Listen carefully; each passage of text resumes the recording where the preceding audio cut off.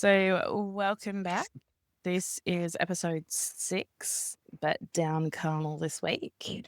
We're just going to put in a plug for Sean's one shot at this point and say during the week you ran us, or some people, not everyone here, but you ran a one shot for the Hold Back the Dead, and that podcast and video will be up sometime in April, I'm told. Yay for nearly People to killing check my out. party. We did survive, You did survive. Yeah. and it was fun, And that's the most important thing. none of us are dead or undead, so, Yep. yet. We'll see. There's no, and they lived happily ever after for these sorts of things, right? No, I mean, it's not as grim as Strahd, but yes, it does sound like things didn't go super well in the castle. Not as well as we might have liked in some ways, but definitely fun from a player perspective. Excellent. All right. So this week we are going to take a short break from the adventures of Erwin, Echofire, and Thorn. They're readying themselves off screen to make the acquaintance of the fungal octopus monster. And we're going to focus this week on what's happening on the north of the island. We left Hobbs washed ashore after the Carrick was wrecked. And I did notice, Sean, that you have very, very kindly added R.I.P. Carrick McCarrick face to our It's map. important to recognise the history. Are we going to leave it some flowers or something, build it a monument? I mean, if everyone can Druidcraft, if and when everyone gets to see the shipwreck. Cool. Just lost We just lost the cat. It's the star of the show. It is, in fact, the first episode of Hobbes' official spin-off series, Hobbs the Bold. Hobbs the Bold. Yes. Oh, I should have played his... We can hear you, but we can't see you. Yeah, my camera's on the fritz. But while we wait for you to sort of come back... I don't know if the camera's going to come back. Maybe. Guess we can live without seeing you.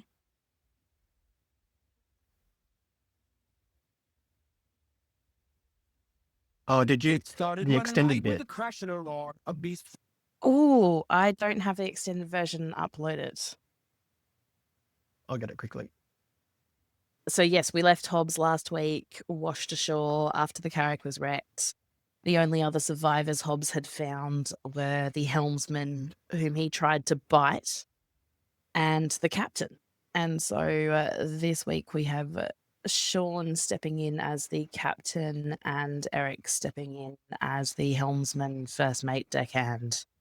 Finally, from their harpy-induced stupor, the three of you have found yourselves on a deserted beach right beside another shipwreck. Waves lap against the derelict ship, lodged against a ridge of rocks and enormous dragon bones. A faint odour of rot wafts along the pebbly beach towards you. And with the harpy seemingly gone, you can now hear the roar of the surf and the screeching of seagulls. A tangled mess of tattered sails and rigging hangs off the starboard side of the main deck of this other ship. And at the stern, you can make out a gaping hole in the hull beneath the waterline.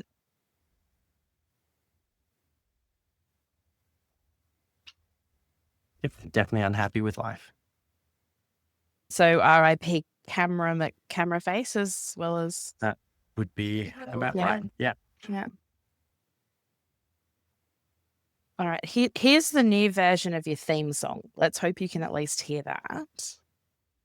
A hearty sweet song filled the night full of dread. The crew fell in trance, their minds left for dead. But Hobbs stuffed his ears with cotton and cloth and soared to the hell as they drifted far.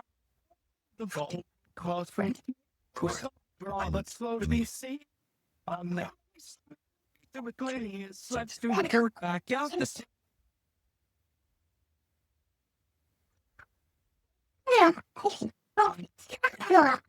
So I guess this week we'll find out what happens to the next verse.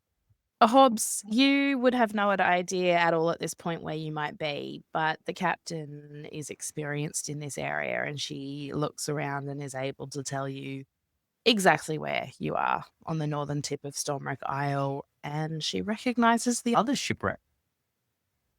It's the Compass Road, which I mean, it would be 50 years more ago, long before my time.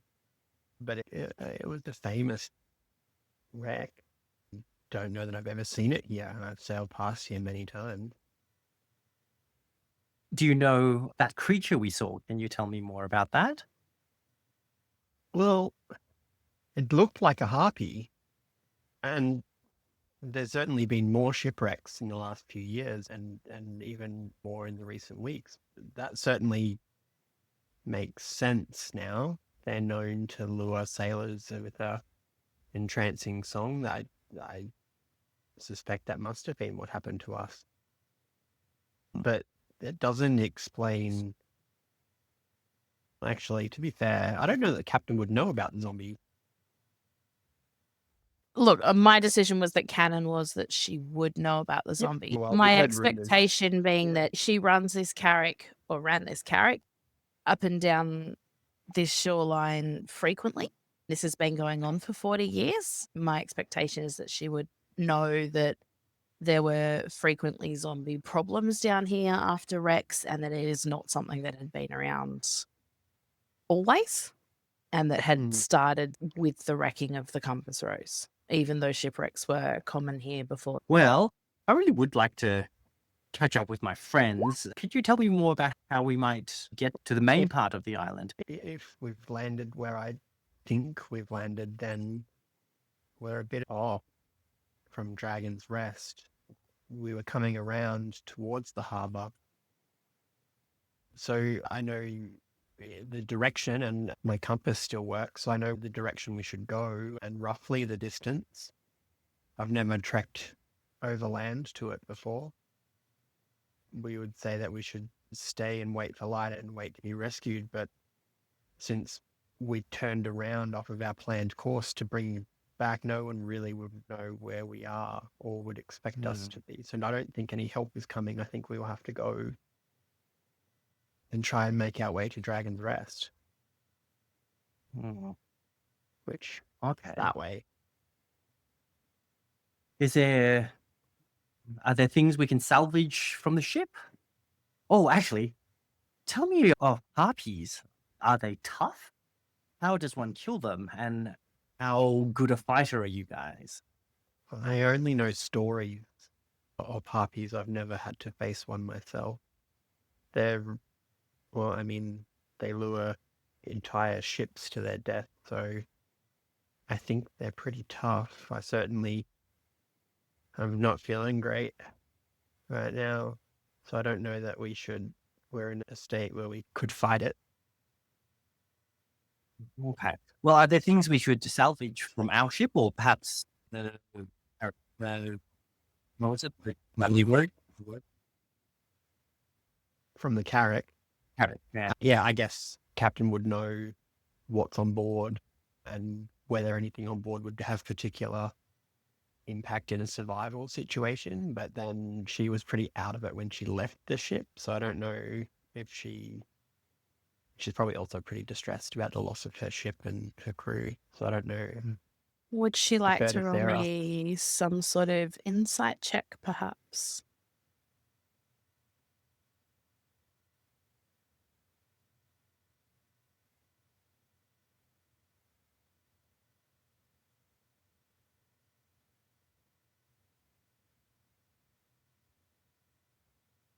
So do I need to roll a thingy? I think I rolled a thingy. I'm asking the captain to. Yeah. Oh, okay. Yeah. Oh no, it has come up. Yeah, Yeah. an insight check of 9. Yeah, that feels appropriate. Mhm. I think it was.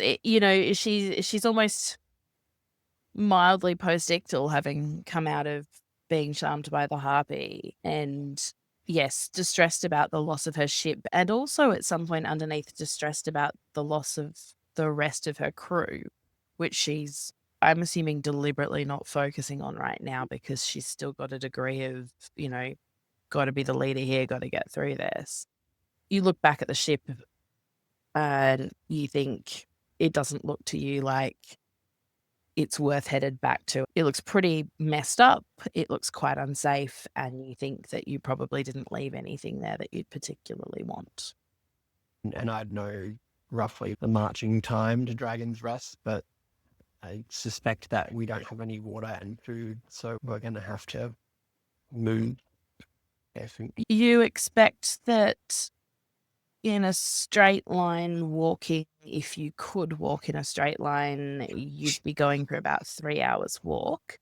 However, you're aware that where you've landed is on the northern end of a shoal, and the accessibility will depend on the tides. At certain times when there's high tides, essentially it's going to be like there are little islands or little sandbars, and getting between them may be more or less difficult, depending on the weather and the tides and how you guys are going in terms of health and fatigue. He's thinking about looking around for either the Carrick's rowboat or a rowboat from the Compass Rose, but then reflecting on the fact that we're a bit banged up. I don't know that we'd feel up to rowing the distance, so maybe we're best to do it overland. I'll tell you that your rowboat is smashed against the shore beside you, and you know that there's nothing worth going back for that one. Can't see the rowboat or the remnants of the rowboat from the Compass Rose, so you don't know if it could still be up on board somewhere, but you can't see it from where you are. Okay. Let's look for any supplies. Should we approach the Compass Rose? There could be treasure. Oh, There could be treasure. magical weapons. Who knows? Do you know there's only one way to find out, right? There is. Shall we see if there's anything on that ship that might make our journey a little bit easier? Yeah, and probably about this point, Jewel turns to her first mate, who is probably a little bit less banged up. Bit more than half banged up. Okay. Oh, actually, Captain's not too bad considering she's got bitten by a tabaxi rogue of questionable provenance. No, it was the first mate who got bitten. Oh no, you did both okay. get bitten. No, I'm no, sorry, I you're didn't. right. I slapped the captain, didn't I? As part of my. With a fish. Ah, yes. You know, in some Yeah. jurisdictions, that is punishable by death. But I guess... Mr. Surely Hobbs, at the moment this you're will be the grateful that he second actually time- saved you. This is the second time that you have Sorry. saved me. And I'm grateful, begrudgingly grateful, because my ship was my life-saving. So, okay. I'm probably going to need that 50 gold that I gave you back. It's probably fair. If we live. Yeah, okay, so do you want to swim out? Is that what we're saying? We're going to swim out to the Carrick and see if we can find anything of value? Yeah. Let's I do think it. you were going to swim. I think you were going to look at the Compass Rose, not the Carrick. So I wonder if my spyglass survived. Can I look at it from a distance? Or are we going to I mean, climb? you're quite close to it, but if you wish to pull would you pull your spyglass out of your pocket and roll me a d20 so we can find out whether or not it survived? Yes. When I work out how to roll a random dice on a Roll20 character sheet. Don't do it off the Well, character actually, sheet, yeah, just no, do it off straight the in left the of your game. screen. Yeah, the game. Smash to smithereens. Mm. Well, not quite. Yeah. Well, that's that 50 gold spent. I mean, you Okay. guys certainly aren't that far from it. And as I mentioned before, just in case you did miss it, you can see on the map where you are now that there is a tangled mess of tattered sails and rigging hanging off the starboard side of the deck. And you can also just make out that further along there is a gaping hole in the hull beneath the waterline. So let me know how you'd like to approach this. Can I check to see if the boat overall looks like it's stable, as in it's not going to sink deeper?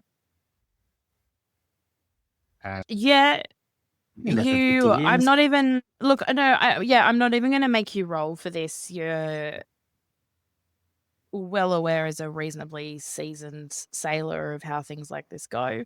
And the ship is quite clearly stable as it is. It's quite clearly damaged, but it's been here for 40 years, and you can tell by things like the tide lines, the mold, the watermarks, where the barnacles are. You can tell that it really hasn't been shifting for at least some time. And so you would feel quite comfortable that it's reasonably stable. are we able to perceive any booby traps just from where we're standing or as we approach the ship? At this point, I'm just going to go with no. For birdie. Okay. Are we able to tell at what tide we are at now? Like, should we, if we go into the manhole underwater, are we going to get in there? Is my main question.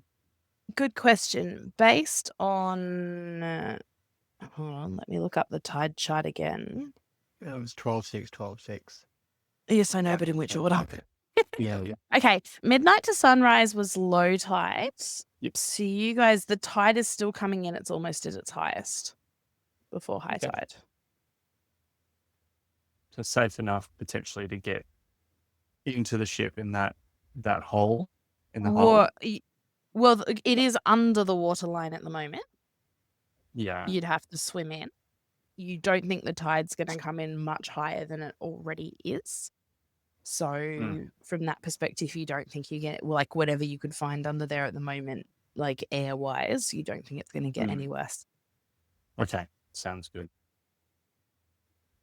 Seems like a good a time as any to explore the insides of this ship.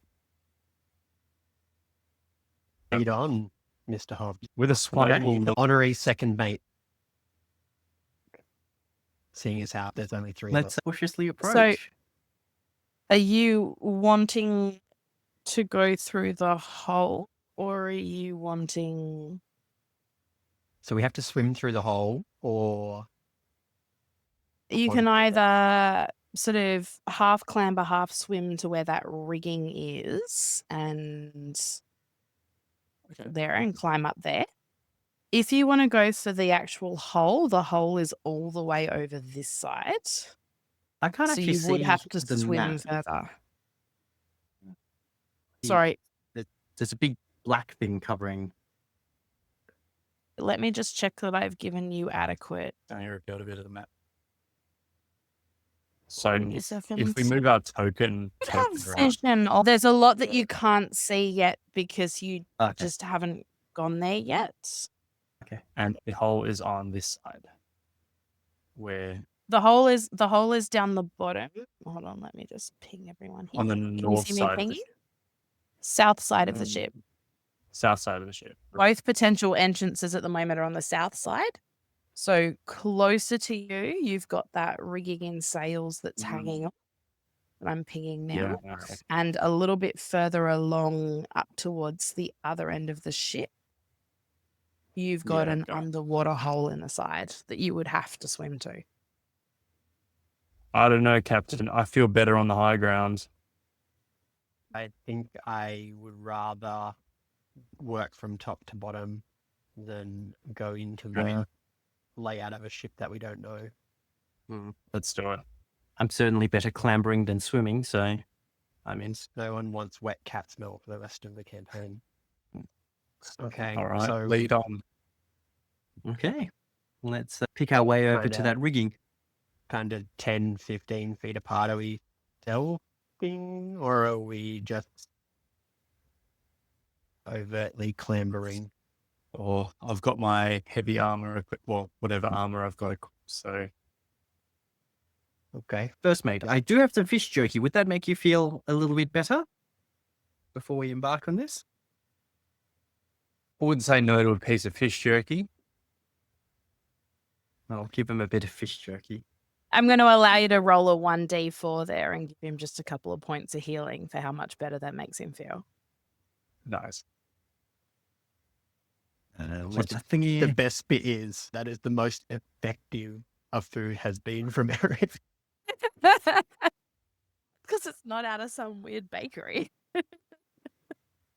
The Demon Bakery. Yeah. Where's the dice on the So on the roll 20 Just- on the left side of the map. Although Jason's already rolled it. Oh, yeah. Oh, The Okay. 1d4. was it me rolling or Eric? Yeah, no, you're right. Oh, look, but I think, it makes sense that it was you because you gave it to him. Because usually Yeah, if yeah, you're yeah. healing someone, you roll it. So I'm cool with that. Oh, tasty fish jerky. I always thought Sebastian ate fresh fish. Well, this was the remains of our marrow friend. Yeah. Marrow. That druid girl salted it and preserved it, so it lasted a bit longer than it would have otherwise. Nice. So I've got 2 questions for you. Can we just confirm, is the order that I see you approaching the rigging the marching order, as it were? Not that you're exactly marching right now. I guess the captain and the first mate will have been in hairy situations before together, so they probably work better as a team than without Hobbs. So we'd probably be close to back, I would have thought. But also the captain was pretty keen for leading the charge. So for now, where it counts, I'll ask you in that order. Although obviously, if we need to do anything else, we'll talk about it. Can I get either athletics or acrobatics checks, please, for making your way up that tangled mess of rigging and sails? Absolutely. So which one do we roll So- for that? Dexterity? You can choose either athletics or acrobatics, depending on which one you think you would be better with. I should be able to change that on your character sheets. Give me a second. Yeah.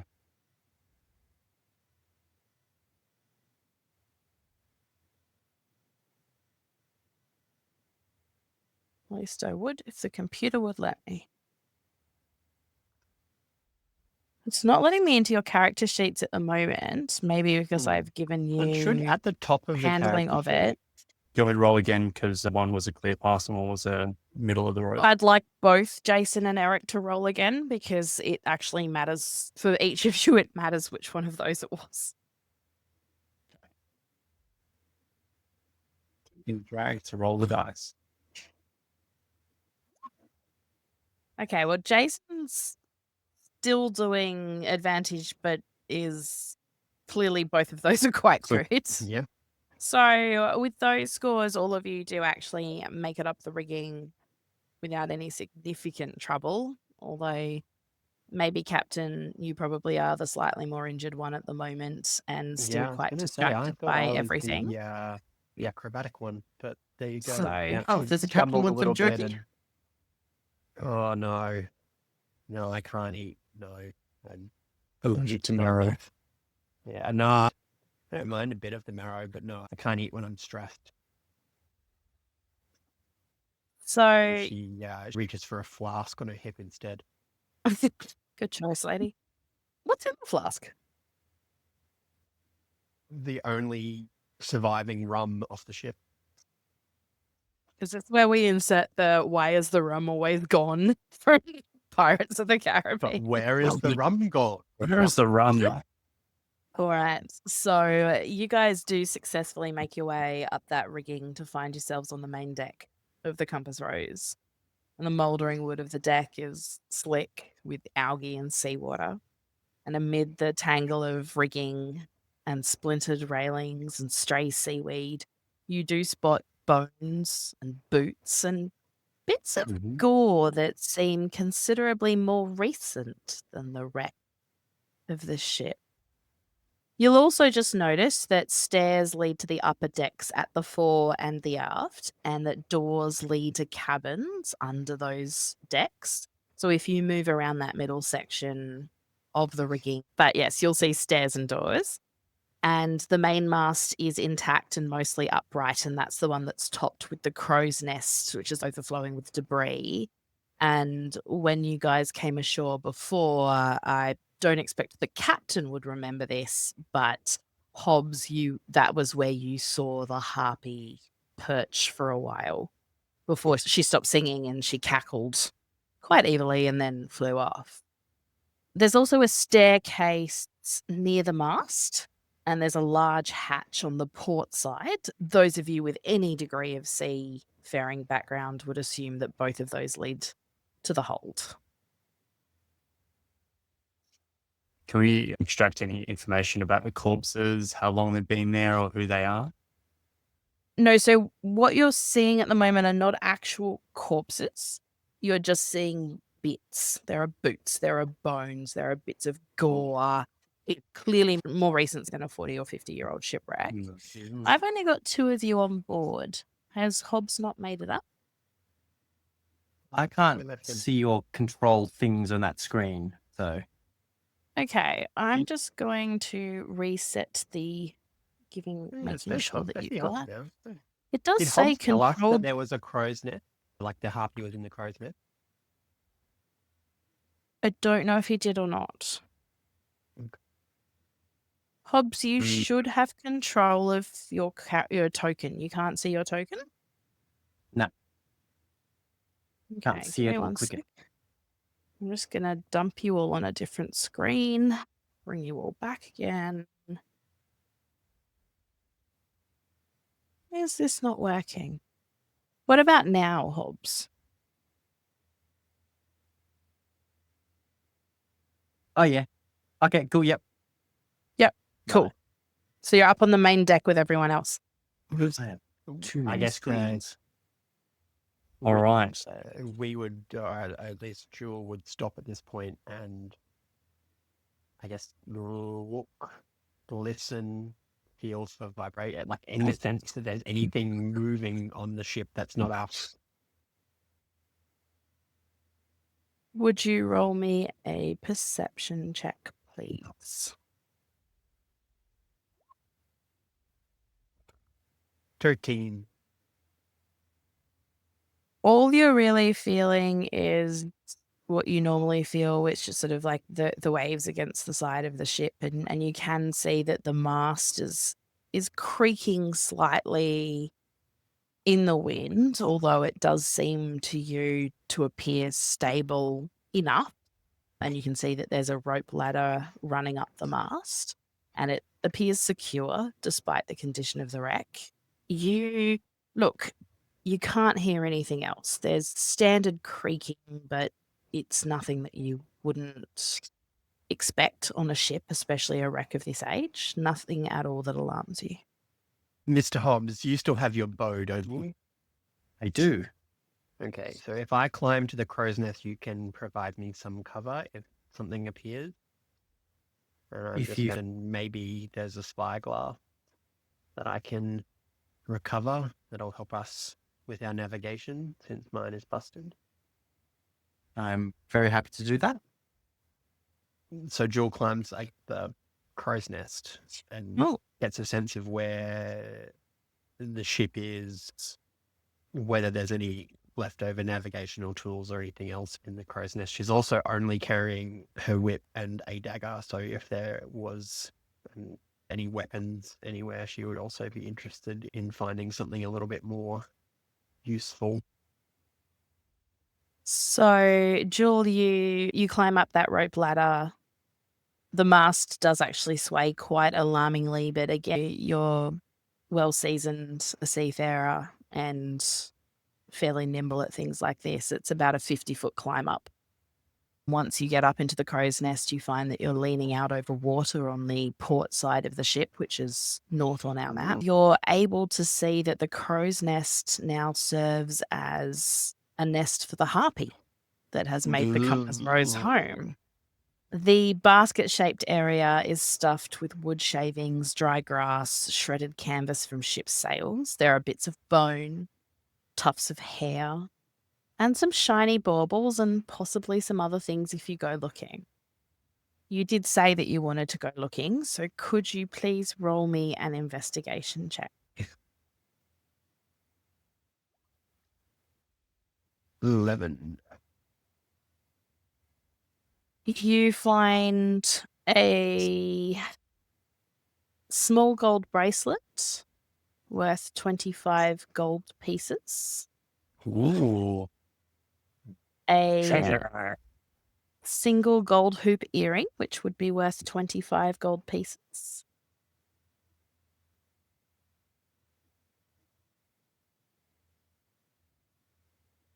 and a small spyglass. Hey. Everything's coming up, Captain Jewel. So, you know, take a look around and I guess get our bearings quickly with the spyglass and my compass, which is it's okay because I know that it's okay. And then I'm going to climb back down to everyone and just kind of say, I think that's where the harpy is living. It's thankfully not here. Should we lay I a found a trap spyglass. for the beast? Yeah, I thought something similar, but I don't know that I have anything that will be overly useful on account of Not being your character. Yes, also that. Yeah. Maybe we should quickly just rummage through between us what we've got and see if we can construct something. Yeah, I guess we could sharpen some punji sticks and dig a pit, but that might take a while. I'm feeling got nothing. We could booby trap a crossbow. If we had a crossbow, I'd rather have it because at the moment things look grim.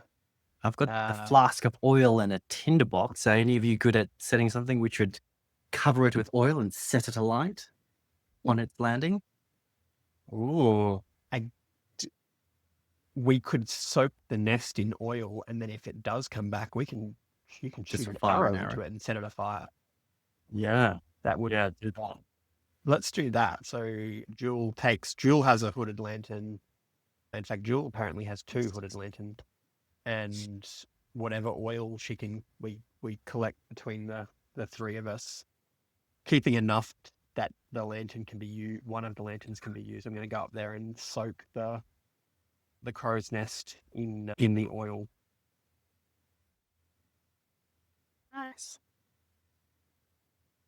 And then I'm going to clamber back down on the rope ladder and Now, you can't all quite see it on the map yet, but given that you have been up there yourself, Jewel, and that you did find the spyglass and have a little bit of a look, I am just going to give you a little bit more information. So obviously from where you guys are on the main deck, we've talked about the fact that there are 4 staircases leading up at each end.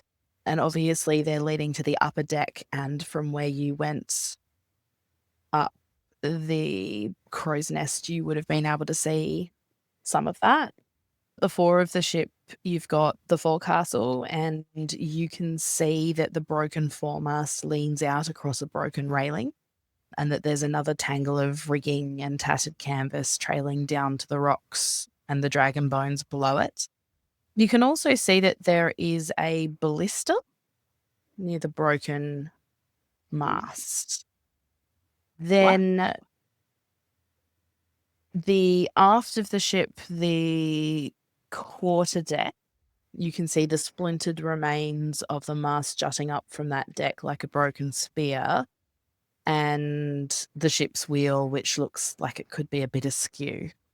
You certainly can't see anything on the quarterdeck or on the forecastle that looks dangerous to you at this point in time. Is the ballista usable? She's 50 foot up the crow's nest. I don't know. You'll have to go and find out. she's going to clamber back down, and she's going to point and say, "So there's a ballista on the aft deck, Mr. Hobbs. What foredeck?" What are we looking for specifically? The ship has been here 40 years, so maybe we might be lucky and find some weapons and Yeah, I was things. thinking I guess if you tell weapons us and what you... perhaps treasure. Oh, because you clearly had some good luck finding a few trinkets. Jewel is wearing a new earring. So Yeah. there is a first earring. You know, there's a reason for her name, right? Yeah. From most ships that I've served, the best stuff and the most important stuff is in the captain's office, captain's quarters. So we should try and find our way there. And I would know vaguely, I would think, from the design of the ship, roughly where that would be, or at least a direction that we'd want to start exploring. Roll me an insight with advantage.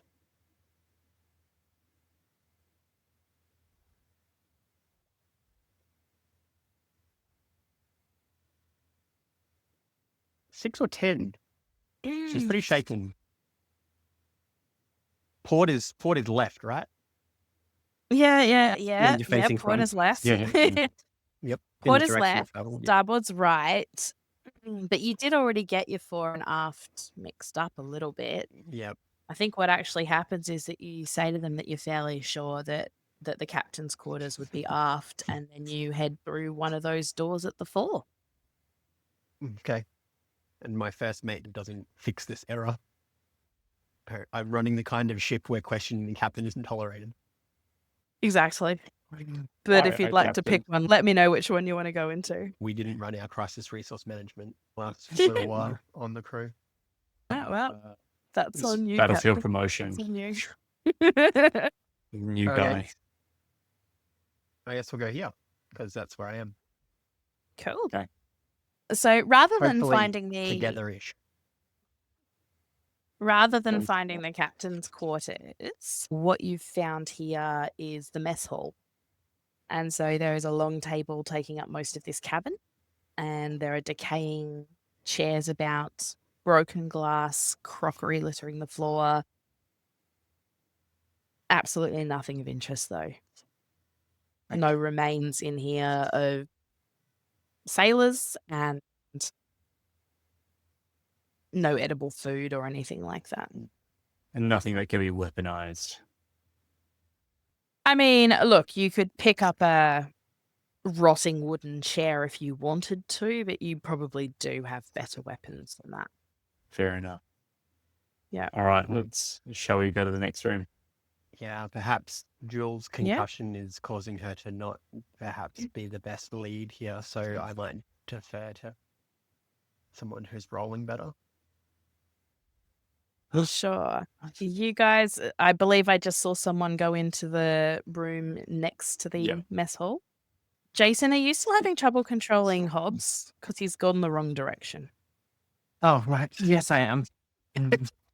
So it could have gone the other way. It could be he's actually got perfectly fine control and he's just dished us again. I mean, it's Well, quite possible. It's quite Gold. possible. So you guys have gone into the other of the 2 rooms, and you found the crew quarters. In this room, you see 6 double bunks lining the edges. There are personal effects strewn about the room, and there is a faded portrait painted that's hanging on one wall. I know that sailors notoriously keep stuff in their quarters. So I would be looking for hidden compartments, loose floorboard, places that things can be hidden. And I would be doing it carefully because I certainly know that where I hide my stuff on my ship, which is now at the bottom of the ocean, sometimes comes with traps. Would you like to roll me a perception check, please?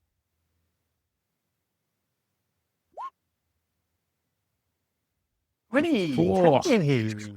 Hey. Look at You can that. see. Look, I My mean, concussion is you... clearing. Oh, this is the lucid interval. No, look, you know exactly what you're doing. You walk around doing that thing where you're sort of stomping your feet on the floor a little bit, testing it. And in the middle of the room, you do find a floorboard that is raised slightly above its neighbors. Do you wish to? Mr. Hobbs, are you any good with traps? My thieves tool. I was going to say, I've never seen a thieves tool in my life, and I have no idea how they would work. So, I feel like you could disarm a trap if you picked one up. That's Yeah.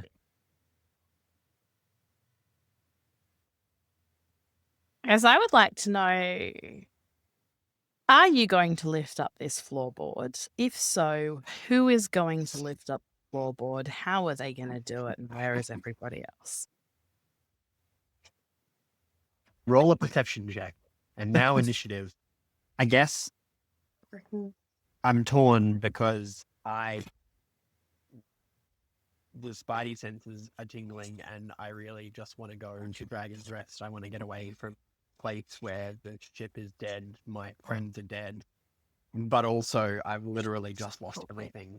So if there's a chance that there's something here that helps me make ends meet, then I'm probably going to look. So I'm going to carefully look at the floorboard and see if I can see any spring tension wire, trip wire.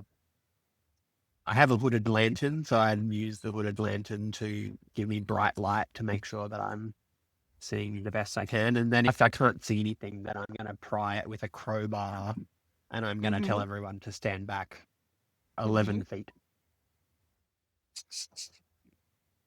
11 feet. That's very specific. Yeah, well, I mean, in my experience, Yeah, Wow. seeing how cautious the captain is examining this. How long's your crowbar? Like, is it standard little crowbar, I assume? Like, I mean, if I'm carrying it in my little backpack, probably Can't be it's giant. small.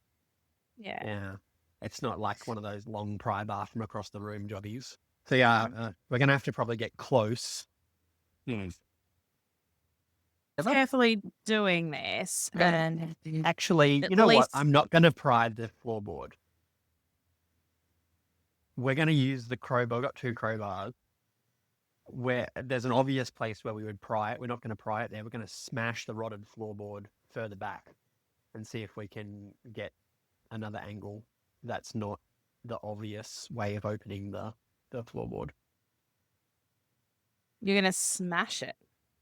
Yeah, I'm just gonna. Well, it's a old ship with rotted, wet timber. I'm hoping that between 2 or 3 Okay, of us, I'm- we can. Going to need some sort of, strength checks. Oh, yeah, it's unfortunate. Strength not being the captain's strong point. Ironically. 14. As you hit the back of the, compared to where you saw it lifted, like the other end of the plank, it doesn't actually come apart as you'd hoped that it might. However, it basically pushes that end in further, thus serving to lift the front end further and open up the floorboard just as you'd originally wanted to. And a dart flies out and hits the ceiling above you. I'm really glad you stood back a bit.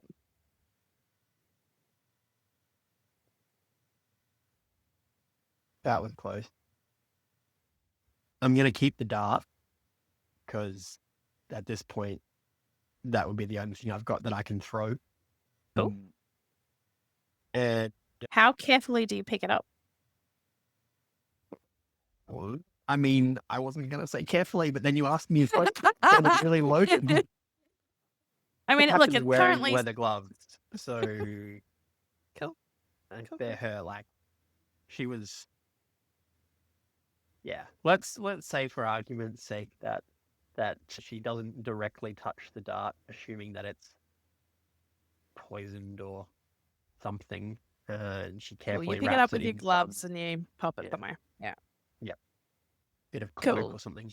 What do we find in the floorboard? Congratulations, Captain. You have found yourself a sack of 200 gold pieces. Well, there are witnesses to this, so I'm going to turn to my first mate and say, execute Order 66. And it's fine. We'll split this. In fact, I'm already feeling poorly, so I'm gonna give the 200 gold, which is probably heavy, to whichever one of you feels like you can carry it on account of my 0 strength. I'm clogged up with strength over on this side, so Perfect. how much? Yeah, so take the 200 gold. 200 gold to be split later. Cool. 3k. You've got your 200 gold. I mean, as I say, Can there I were a offer fist bump variety to of everyone? fist bump. A variety of personal effects around the room, but none of the personal effects seem to be particularly useful or valuable. And then there's just that portrait hanging on the wall. That's it. Okay. Anything behind the portrait? Just behind the portrait, just pull it off without even looking at it. Yeah. Yeah. Make sure everyone's far away. There can't be 2 traps in the room. Yeah. Or we could peg something at it from 11 We've got feet no away. healing, by the way. Be careful if the portrait is a painting of a young couple smiling and embracing, and written across the bottom of the portrait are the words Aletha and Brastos, together forever. The black-haired woman wears a sailor's uniform, and the blonde-haired man wears a merchant's fine clothes. And look, for free, I'll let you take it off and look behind it. There's nothing else to be found, and there's no trap. Can we poke around the edges of the frame? Is there something perhaps In the paintings. No, but look, it's been in this place for quite some time now, and honestly, the canvas just starts to tear as you start poking at it. Poor Aletha and Brastos. Together forever, but torn. Not anymore. Is there anything written behind? A secret map, perhaps? To treasure? I love your thought process, but no. Dang it. Yes. At this point, the captain is probably going to turn to them and be like, I am all Off we go. about treasure, but also the harpy is currently gone, and I would like to not be here when it gets back. I really want to set it on fire, though. I think that's a last resort option, Mr. Hobbs. Fine. I can see one of you heading across to another room, perhaps? Yeah. So we need to find the captain's quarters. I'm going to follow my first mate. Yeah. Okay. First mate halfling proceeds cautiously. Which Yep. looks the most captainy? Which room? Which doors? Are you gonna know? Well, I think you've automatically. Hold on, I'm moving you for a second because you've headed in that Oh, yeah. direction. I'm moving you down Sure. to there because that's the next door that you would come across. You try to open it, but it seems that it must have been barricaded from the inside. It's not moving, and you again Oh. look. You've been on ships for a while, so you're fairly certain that it's got one of those heavy wooden bars on the other side of it, so it's been locked from the inside. Can we hear anything through the barricaded door? Groaning, breathing, chanting. Currently nothing. Okay. Apparently nothing. What's the condition of the door? Is it, breakable? Half rotten. You reckon that those of you who are stronger might have a reasonable chance My of first mate being halfling means that we can get them through a small space, potentially. Should we just hit it? And by we, I mean someone who's got something other than a whip, because I think whipping the door would be comedic, but otherwise unhelpful. We've got those crowbars, so I'm happy to I mean, we could wail wail at it. crowbar. I think I've got Yeah. a So- flail. Would someone like to give me a strength check to open that? Oh, I've got a great sword. Hobbs Yeah, Hobbs let's is go. at the door already. Hobbs is just like, I have this. Like, Yeah, yeah, yeah. Perhaps, Cool. Mr. Hobbs, I'm going to promote you to bosun as the chief smasher of doors. So, That's as in- part of my abilities. I can roll another d20 if I so choose. What's So it your called? natural one. Yep. They're lucky. Luck. Yeah. So I might just do that again. again, So he's halfling. So Oh yeah, I'm just re-roll trying another to. one. you broke down the Oh, it was already broke down the door. Okay, sorry. No, but what you need to know now is that you went for overkill. And because you went for overkill, you hit the door twice, didn't you? You shouldn't have hit the door Uh-huh. twice. The door falls open.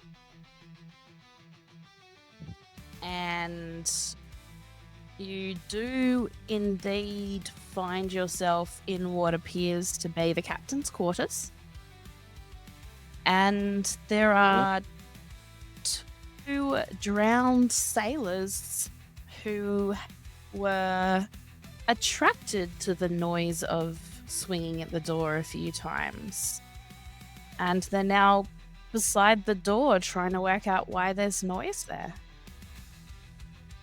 Captain looks at Hobbs and says, "Did you want zombies? Because this is how you get zombies." They're beside the door because someone hit the door more than once. If you'd only hit the door once, they would have just been shuffling aimlessly. Can they come out of the door? Or is the door kind of obstructing? Like we'd have to enter the room. They could come out of the door. I mean, Let's I lead us feel through like the the bottleneck. door is a choke point. Yeah. So Jules gonna step kind of. This is 5 foot squares. They're meant to be 5 foot squares, yeah. Okay, so Jules gonna be just within 10 feet of the door, and is going to hold a whip attack for Cool. when one of them comes within reach. Are we I in would like initiative already, or- everyone... No, I was going to say I'd like you all to roll for initiative, please. Okay.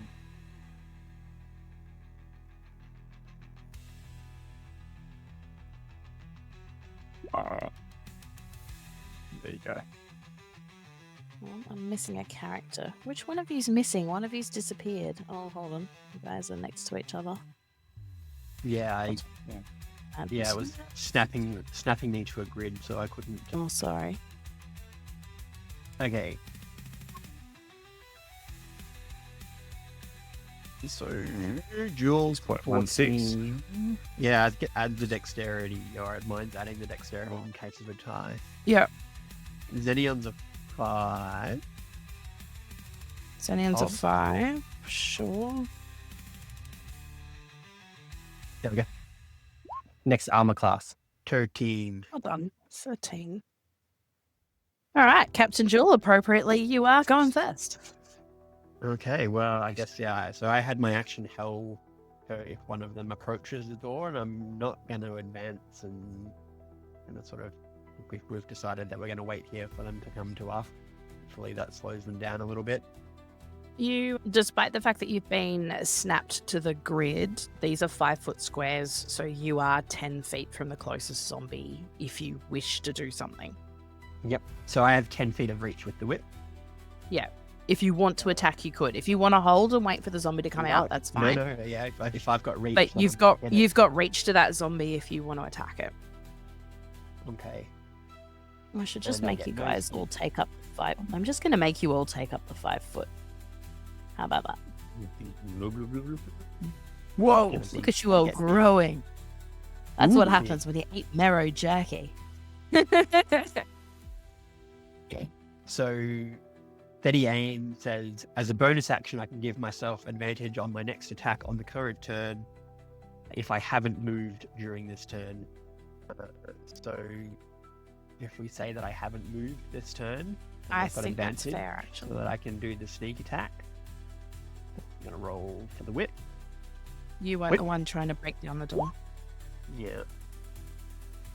Right, so what have we got? Oh, You've got nice. a 10 to hit. 10 to hit. Sorry, 1 sec, it's not coming for me. There we go. That hits. Okay, so the whip is 1d4 damage with sneak attack, and then the other zombie relative to the first one. Next How to far him. away next to him? Adjacent. I'm going to roll the damage, and then I'm going to read his other feature. Is that 12 damage? Yeah. And then immediately after you deal sneak attack damage to a creature on your turn, you can target a second creature that you can see within 30 feet of the first creature and roll half of your sneak attack dice and deal the second creature necrotic damage. Whoop. I'm going to roll 36. Who are you There you healing? go. So 3 necrotic damage to the other zombie. Cool. And I think the other thing with your whip is the damage from the whip is a slow damage in that the zombies Slow, now lose 10 feet of movement. lose 10 feet of movement. Cool. Was there anything They else you'd they like? They were fast and nimble anyway, were they? So fast. Much faster than you never could have outrun. Yeah. So at that point, Cat and Jill's going to slightly and turn to Mr. Hobbs. And Hobbs, it is your turn.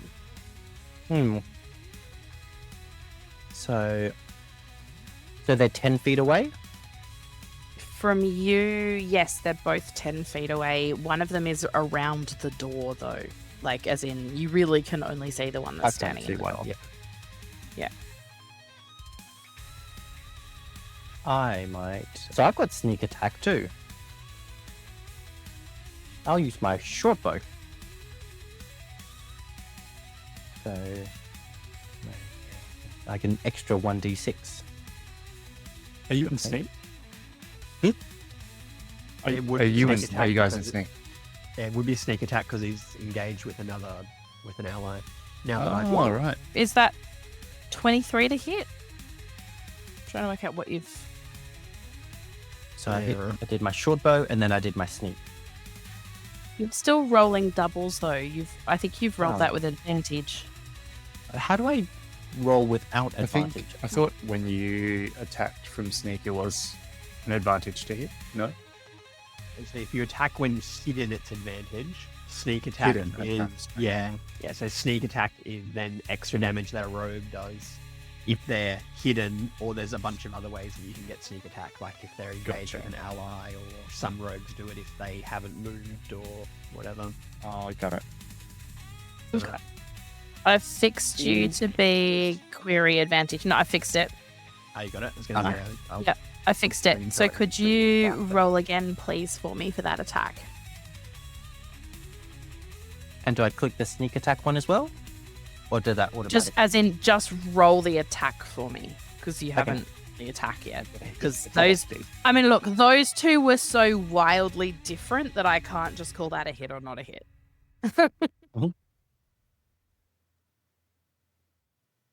Okay, did I click the right thing? Yep, Touch click that. one. Cool. 24 to hit. That hits. Now, if you could please roll me your damage and make it the sneak attack damage. So to do that, I tick the sneak attack and then click the 1d6 plus 3? Is that Yes. how I do? okay, cool. There you go. 9 points of the damage. 9 points of damage. Wow. This zombie is looking pretty closer to death Meh. than he was Meh. before. It's metagaming. Does that mean he's level 5. more alive? It's more zombie. I would be careful about sounding so cocky. Well, I mean, I'm just thinking about how the zombie murdered me last time. Yeah. Fair enough. Sorry, Hobbs, was there anything else you wanted to do before you finish your turn? Nah, I think. Well, actually, I might. So that moves us on to the zombie that was behind the other side of the door, but he's just gonna push past his mate to get out here. And he is gonna attack Zenyan on account of the fact that Zenyan is closer. he is... Oh, no. Now he's doing the damn rolling with advantage thing as well. Regardless, am I right that neither a 5 nor a 7 would hit? Correct. Cool. I'll fix that before his next go. That's cool. Run with neither a 5 nor a 7 hits anyway, so this is good. It's your turn. It's the end of his go. Yeah. It is Zenion's turn. Xenian stands with a dumbfounded look on her face as she grabs her great sword after knocking down the door, feeling a little bit stupid, but in an attempt to redeem herself goes for an attack on the zombie right in front of her with the greatsword. I will roll to attack. An 18 will hit. We'll hit and the damage roll. 12. Captain looks at you. Kill it. Kill it.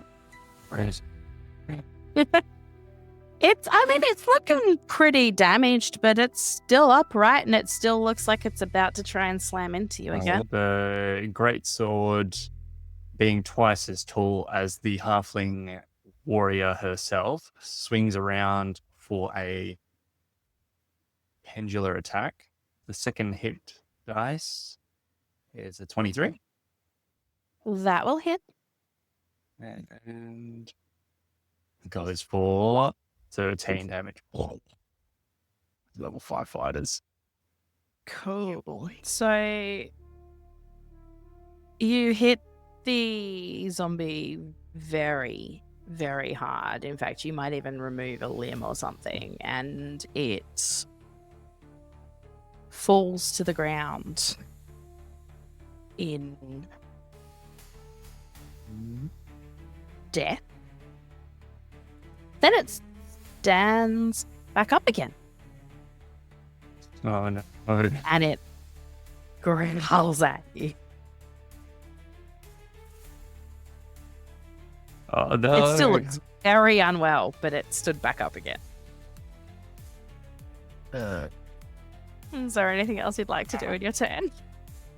I'd like to look for anything with radiant damage in my kit, but A bucket of wise. holy water that save for just a course. moment. Yep. To hell with you. And then stands there to provoke an opportunity attack, hopefully.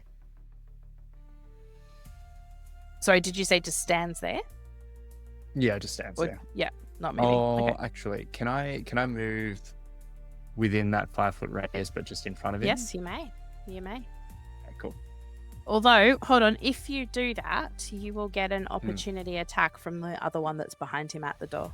Because you were within 5 feet of him, and he could see you diagonally.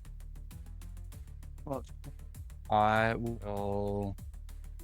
Actually, because I'm a halfling, I can move through the space of a creature larger than me. So I might just wiggle one there, and that should keep me in... Yep, that stops you from getting Yep, an opportunity okay. attack. Let's do that. Cool. So the zombie that's sort of half out the door attempts to hit you from where he is. Does an 18 hit? An 18 does hit. In that case... 3 bludgeoning damage. I'll take that. Ooh, that tickles. And that is the end of that zombie's turn, which brings us to the top of the round. Captain Jill. I'm trying to think, and obviously we didn't spend a huge amount of time fleshing out backstories for Jewel and Zenian, but would we have had any significant exposure to fighting undead or heard stories relevant to undead fortitude that we would know what was happening? Please roll me an appropriate check. Maybe Arcana, Survival, History.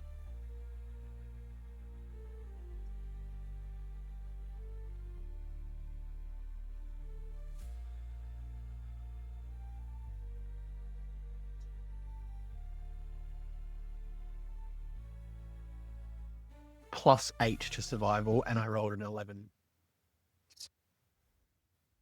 I love that. I think Still can. you've got some vague idea, but you can't remember it properly. So Cool. you're like, oh, I've heard stories about this thing. There's some special way that you get the zombies to die properly. They're really hard to die. I can't remember. Was it fire? Was it ice? Was it maybe it was necrotic damage because like they're already half undead? And she looks at Zedian and says, I guess we just got to keep hitting it. Just hit harder. Yeah, hit it harder. The one at the back, has the one at the back done anything yet? Yes. Yeah, hit me. They've both had their turn and they both Yeah. look very much dead, except for the fact that they're clearly still undead. Already kind of dead. Yep.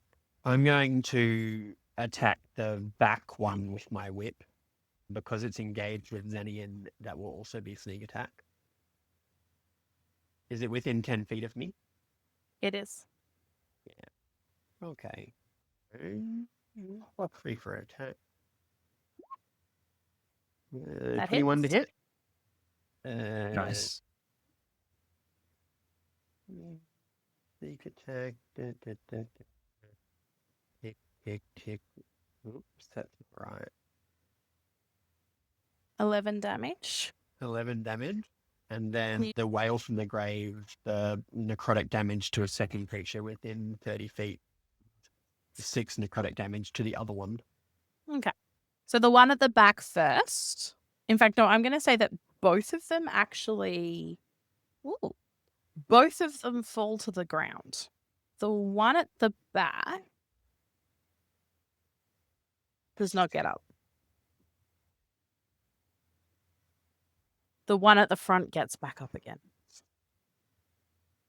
Okay.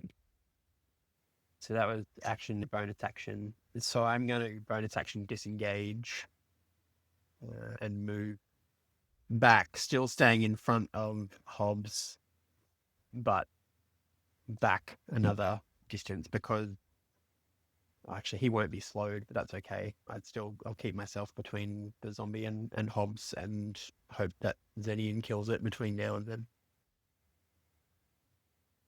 And that Hobbs Does can your kill it. turn?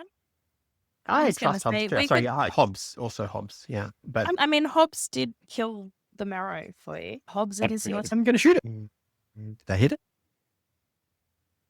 You hit it. 16. You hurt it.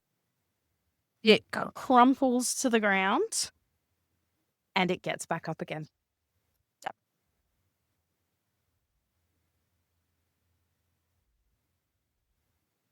Anything else on your turn, Hobbs? I'm gonna. No, I'm gonna stay here. I'm pretty fast, so I might go back. One more, and then that's it for me. Cool. Next in initiative turn is the zombie who is still alive. And he will attempt to slam into Zenyan again. Does an 11 hit you? Negative. No. He will stand there roaring at you and it is your turn. Digi dodgy. All right.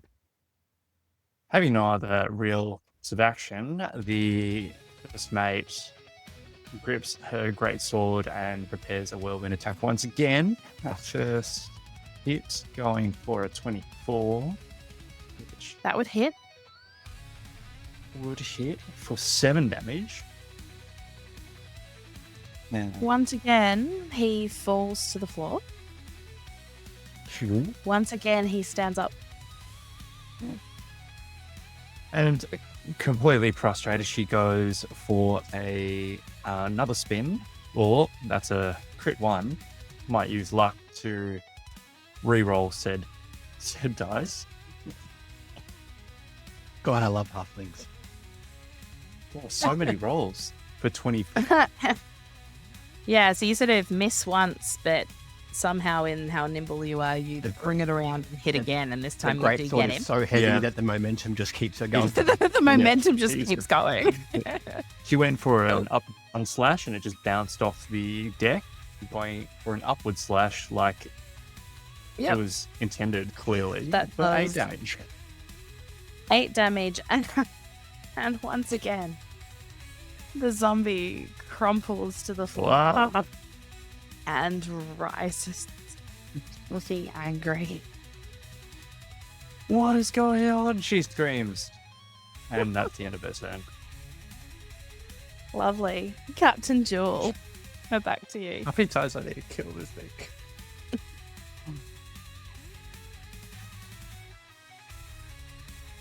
Both the player and the character sigh deeply. My first mate is cleaving it apart with the great sword, and it just keeps going down. And I think we're just gonna have to keep going until it stays down, or it gets dealt enough damage that it can't get up again. It's a 20. What that hits? Okay. The demo, the different sneak attack is total of 11. Sean, would you like to tell me how it looks when this zombie finally goes down? The whip, it's a combat whip. It's got sort of studs and sharp pieces of hide and whatever else tools had put into it. So it kind of catches around the zombie's neck, and with a deft flick, the head seems to open and the zombie crumples. And this time the zombie does not get up. And we are out of initiative. The Jill's deck going to look around and hands. see if that's attracted any attention from anything else. Very wise of you, but no, it does not. The first mate stands there with a greatsword in hand, wheezing as she struck the same zombie 3 times. Goes, good shot, Captain. Captain looks back at her and goes, "It sucks to be old." Captain takes another hit of the flask Sucks We to be lose drunk. zombies. and then search the body. Nothing exciting to find on the bodies themselves, but you notice that the tattered striped sailor's outfit that they're wearing is the same outfit that Aletha, the sailor in the picture in the other room, was wearing. Like it's the same uniform. So they're OG crew zombies. That would be your impression. Yes. Would you like Should we search the to- captain's quarters? Would you like to search the captain's quarters? Or would you like to go in and let me give you some more information, maybe to start with? That way. So- Congratulations, so Mr. you- Hobbs. This is your ship now. You go into the captain's quarters and you can see that this cabin would once have actually been quite luxurious. There is a bookcase that is half collapsed and it's got waterlogged and disintegrating books and scrolls on it. There is a polished wooden desk. I'd suggest you don't fall down that hole yet. Oh, that's a hole. I thought it was a rug. There is a polished Clearly wooden never been desk. suffocated by a rug in this game. Yeah, is it a rug or is it a mimic? There's a polished wooden desk leaning awkwardly on 3 legs, and it has an ornate compass set in its center. The bed is covered in rotting bedding and zags in the middle, and there is a jagged hole in the floor beside the bed. Yeah. We are going to search the room carefully for hidden compartments and traps. Mm-hmm. Would someone like to roll me an investigation check then, please? Oh, I've only got a +2 for intelligence. It's You only may going roll for with deception. advantage given that you're being assisted. Oh, yes. Oh wait, and then I can do a luck roll as well. Let's do. Are you a halfling with the luck feat as well? Yeah. Yeah. That's broken. Oh, is that not hand in hand? Two separate, yeah. That's a lot of reroll. Yeah, it's so many. 14. Anyway, 14. All right. So as I'm going to take that as like the group of you basically, and just say that as the group of you are looking around this room, most definitely the captain's quarters, you can see that the hole beside the captain's bed has formed when rotting the rotting floorboards have collapsed. And if you look down through that hole, you'll see that it's gone both through obviously that and through the lower deck beneath it. And you can see that there looks like a very heavy chest all the way down in the hold. And you assume that it was potentially the heaviness of that captain's chest that might have there broken be these treasure, Mr. frosting Hobbs. floorboards. But before you decide whether or not you wish to pursue that chest, you do find 2 small drawers in the desk. One of them has a pouch containing 50 gold pieces. Who finds that? Very nice. I think you're closest. that... Oh, nice. You also find a set of cartographer's tools and a... Dagger. I would know that the cartographer's tools would probably be worth some money, so I will give the gold in the pouch to Zedian to hold with the other gold. Cartographer's tools will keep. And, Would you look at the that dagger compass I'm that was gonna keep. set in the desk? Well, I am now that you've mentioned it twice. I have a compass, but I mean, if it's a really nice one. You reckon it'd be worth about 25 gold pieces? Turn Nice to- round number. Yep, turn to Zenian and we'll pry it out together. Yeah, it's quite easily pride free. I'm not going to make you roll for it. How far down? So you said 2 decks worth, so what about 20? Yeah, 2 decks. to the 2 chest? decks worth. So you're up on the main deck. The ceilings in the 10 ship foot? are 8. No, they're 8 feet high. So you're looking at about 16 feet down. Okay. And is it Got some rope? submerged? Come- Yes. So you can see, if you look down through that hole, you can see that there is water down on the next deck, but you'd still be able to actually, like, the lower deck has water, but it looks like you could walk in it. And you can see that the hold at the bottom appears to be, from where you can see, completely submerged. But you see that chest. Gideon is small, but are you wearing plate? Are you Mm. heavy? I got chainmail on. Yeah. Okay, male. And Mr. Hobbs is small or a medium creature? Can't remember what we said. I think he was small. Okay. Or is he medium? No, small. I think he was small. So, Mr. Hobbs, as the bosun of the crew, you would be in charge of leading all the boarding. So what we're going to do is we're going to use this 50 feet of rope, and Zenny and I are going to lower you down to the chest, like Mission Impossible, which you might not be familiar with, but it's a fantastic play that was done recently in Neverwinter. It's getting a bit excessive. We string up some rope, and being both experienced sailors, we're pretty good with rope and knots. And we lower Hobbs down to the chest. I'm not even sure if Hobbs is willing at this point, but I was going to say, can I just has to- clarify that you're planning on lowering this cat into like 9 feet of water? he can swim. Yes. Cool. Dare I ask what your plan is in lowering him down? Like, are you guys going to talk Open the about what chest, retrieve the treasure. We look for anchoring on the ceiling of the room of the captain's Mhm. quarters to act as like a bit of a belay. Tie it around him, and on any signal, we just yoink up with as much strength checking as I can possibly manage. Cool. Is the chest underwater or is it? Yeah. It's Oh, yeah. fully It's submerged, in so it's 9 like feet of 10 water. It's in 9 Yeah. feet of water. So Yeah. not sure what my chances are of opening this stupid thing out whilst underwater. Do you think there's a way we could tie it around? tie it around? I mean, yeah. I have a lot of rope, so you could take a second rope and then we can try and heave it up. But I think mostly I want the rope so that we can pull you back out if something is there. I've got rope too, so We have Okay, heaps of rope.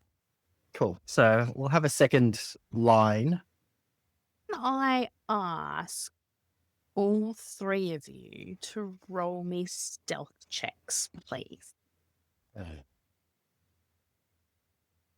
I mean, I was going to ask you, like, how stealthily are you going to do this? But I'm just going to ask you to roll the checks. Because obviously, if I ask you how stealthily you're going to do it, you're going to say so stealthily. 27 Hobbs. My God. Hobbs, did you just roll a crit? I am the knight. Yeah. I mean, you are a cat burglar. We're lowering him down. He gets close to the laser beams at the bottom, but we stop. Now that he's suspended in the air, Captain Why do I turns have to advantage? Daniel and just says, "Are we staying with the cat, or are we're going to go?" Cool. Can I do the whatchamacallits on the luck on these checks? Is that a possible thing? Or oh no, sorry, excuse me. I can only do it when I roll Well, one, yeah. Can I also Yeah. just check Hobbs? Mhm. Hobbs, what is your constitution modifier? I don't think I've got a constitution modifier. So you're just a zero, constitution? just a flat Yeah. zero? Yeah. Okay. So Hobbs has the ability to hold his breath for 1 minute. Okay. 10 feet Oh, of 9 water, feet. so Like, yeah. 2.5 If we meters. dunked him hard enough like a yo-yo, if I throw him downwards, yep. If the bubbles stop, we'd pull the rope up. Okay. So I'm going to say that you tie him up, you successfully lower him through the hole into the water where he's successfully able to get through the second hole. And he is successfully able to swim himself downwards to where the chest is. Zenyan, can I ask for a dexterity check, please? scary. Oof. Do you want me to do a skill check or just an ability check?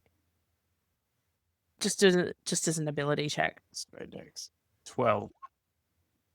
Okay. So, Hobbs, you are Mm. down in the water. You're at the chest. Would you like to attempt to open the chest at all, or would you like to tie your rope around it? Like, what are we doing? Can I just have a quick look and have a gauge on how easy it looks to open? Can I see well enough to even think about it? Or... Yes, I'm going to say that you can. It looks like it's a very heavy chest. You can tell that it's made out of iron. It does seem to have a reasonably basic lock on the front of it, to be honest. I'll try and crack it How would you like to with do my that? tools. I believe That's that's what they are for. Would you roll me the appropriate check, please? Which is that one? Do I click the tool? Is that how it works? You should be able to click on the thieves tools in here and it should just do it for you. Easily. Dex. So, as you open the chest, a large air bubble rushes out of it past you. And We're a at little the surface to packet. look and just wonder whether It's Hobbs mimic. farted or for air. This big bubble of air just surfaces. A packet wrapped and sealed in a waxed fabric rises up after it. And you can see in there also a pouch and a pair of boots. Can I grab more? Yep. Yeah, I'll grab them all. And then And two give pulls on the- the and- rope and we'll pull you up. And 2 pulls of the rope.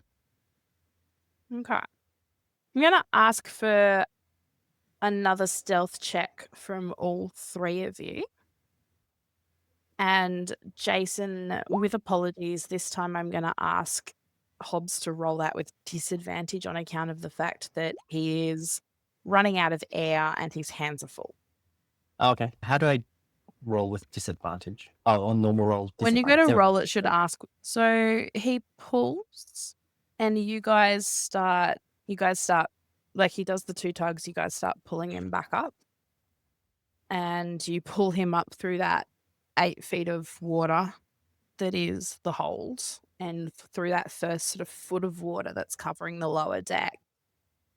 Hobbs, as you are coming up out of the water and actually being able to breathe again, you do find yourself face to face with a rather hideous monster that attempts to claw you on your way past. And does a 14 hit? I have an armor class of 14. That hits. Is this happening, sorry, on the deck just below us, like within 10 Yeah, feet of- so you've pulled him, you've literally just got him here out of the water, and something that none of you have seen on that lower deck has swiped at him with claws. Can we see it now? You can see it now if you're looking through the hole. So I can hit it with a whip at 10 feet. You potentially could. Let's resolve its attack on the cat on the rope first. There is 5 slashing damage to you, dear Hob. And Hobbs, He's a goner. Leave him. you need to roll me a Constitution saving throw, please. Do I just click Constitution? Yes. What I'm going to do at this point is allow Sean to make the attack he wishes to make.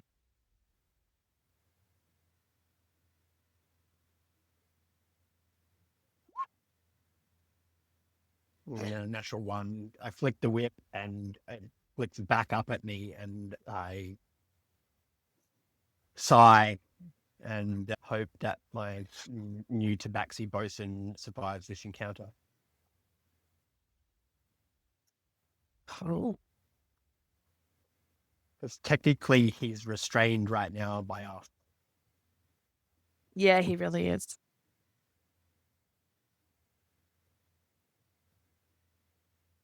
Can You I do an athletic? continue pulling the to cat do- up. I think we should does- regroup. I think I probably should ask Hobbs if he wants to attempt to lash out at the creature on his way past as well.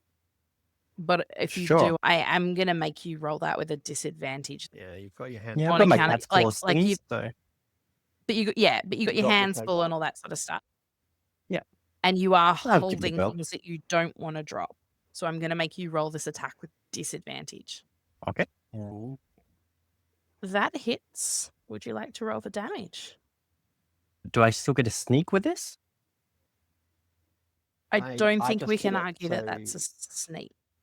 Yeah, sure, fine.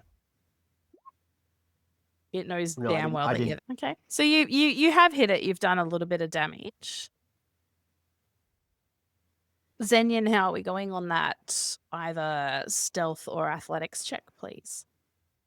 You make an executive decision to, as he hears his companion. Do you make a sound when you get hit? I presume so.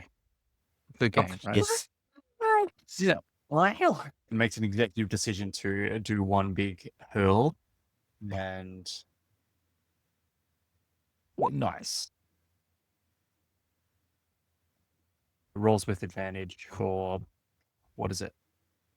23. Champion, remarkable Nice. athlete feat. How does he go with that? Yep, successful. So you are able to haul your cat friend back up into the captain's room without dropping him and getting him out of the reach of the creature that just tried to attack him. Nice. Free disengage. Yeah, Mr. Hobbs, I think maybe this is a sign we should go.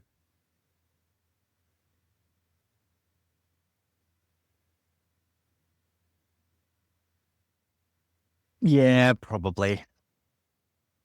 As I'm licking my wounds. Put on the boots. Oh yeah, I'm gonna put on my boots Yeah, too. put boots. As Are they magic boots? Oh, They just sorry. fancy. I wasn't.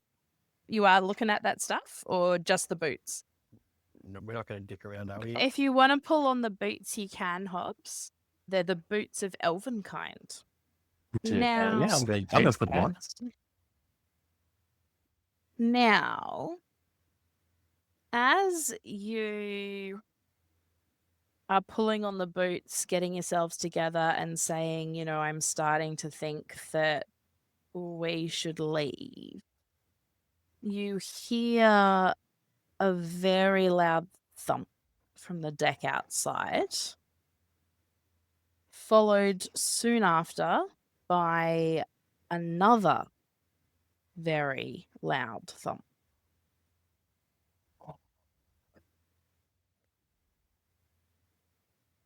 Well, Mr. Hobbs, perhaps it's time we light an arrow.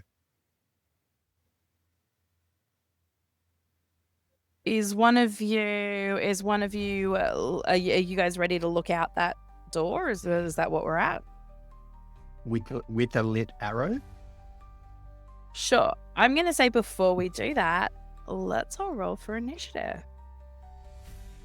Oh, mama.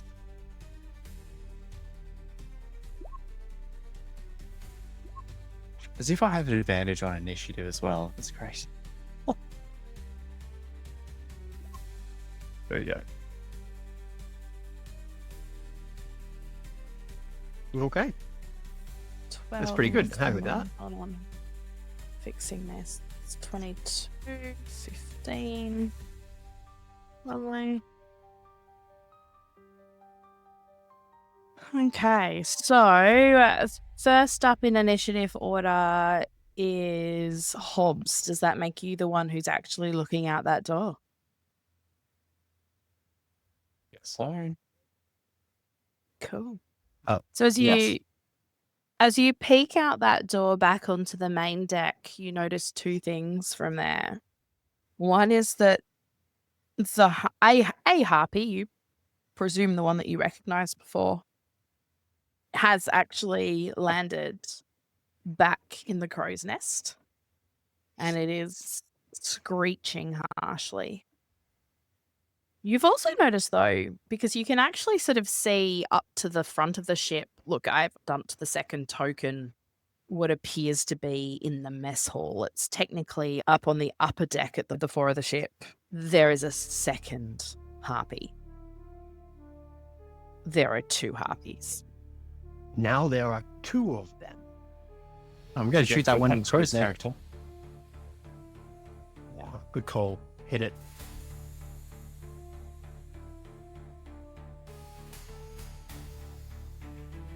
Shoo.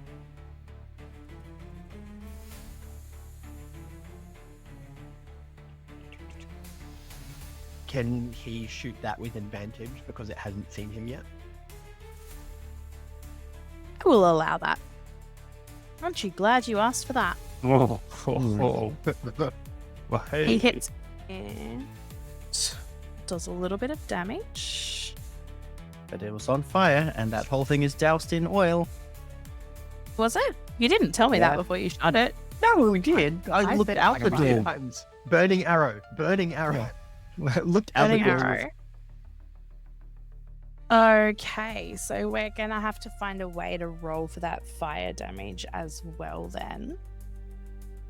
So I think the other day when you did bonfire, was it 2d6 every turn? That sounds about right. I'm happy to go with that. Would you like to roll a 2d6, Hobbs? Mm,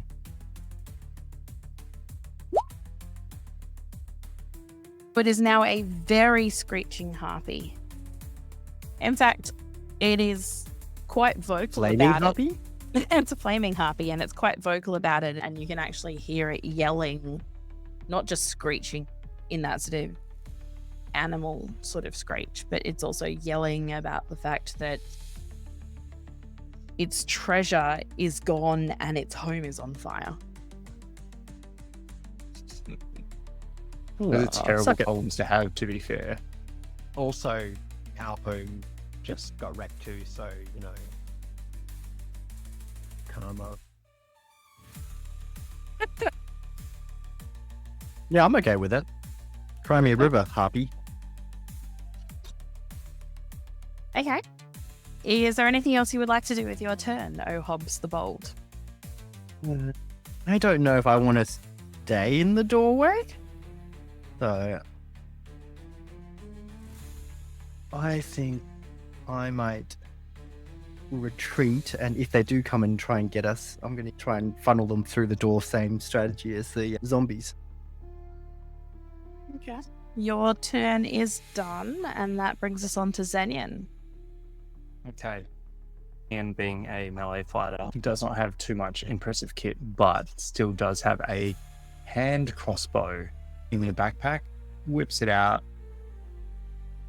heads to the front door, and pings a crossbow bolt to the damaged harpy that is hopefully still on fire. For a roll to attack. 16. Well, shouldn't the whole The crow's 16 nest will should hit. go up? Sorry, was that? We're going to check for damage on the crow's nest at the end of the round. Okay. It's wet timber, in fairness.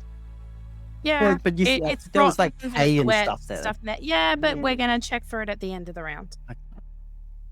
That does hit. And for 5 damage with an extra attack. And your extra Hits. attack also hits. And then steps out of the doorway, similar to what Hobbs has done. And can I use hide? No, I can't. I'll just sit in that corner. All right, that's the end of my turn. So we're back to that harpy. And that particular harpy is clearly quite distressed. It is on fire. It is injured. Its home is on fire. It is, it's realized that some of its stuff has already disappeared. It is going to start singing its luring song. Only this time it sounds even sadder somehow than it did last time you heard it. Could all 3 of you please give me a wisdom saving throw?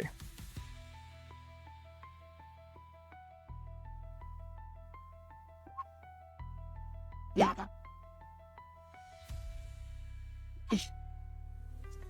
It would appear once again that our brave cat is the only person not charmed by the party.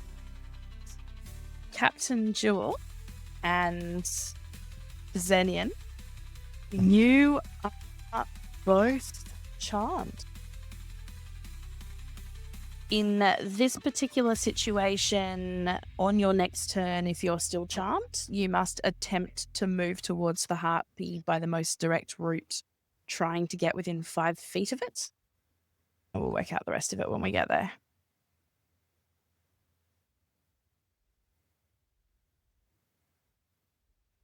That is the full extent of her turn. And because she is so enraged and so focused on wanting to harm you for harming her and her house, she has not actually been smart enough to take herself out of the fire at this point. Hobbs, given that it was your flame, would you like to roll me the 2d6 for the fact that she's still sitting in the burning crow's nest at the end of her turn? Captain Jewel, it is now your turn. It is now your turn. Do I get a wisdom save at the end of... You get a wisdom save at the end of your turn. But Yep. for your turn, you must attempt to move closer to her. Okay. I'm going Um, to attempt to, and then stumble over the doorway that my first mate had left, like butchered, and hope that I trip on it, maybe. And then I'm going to move my 30 feet. So 1, 2, 3, 4, 5. I'm going to get there, aren't I? I mean, you're going to get at least to the base of the mast.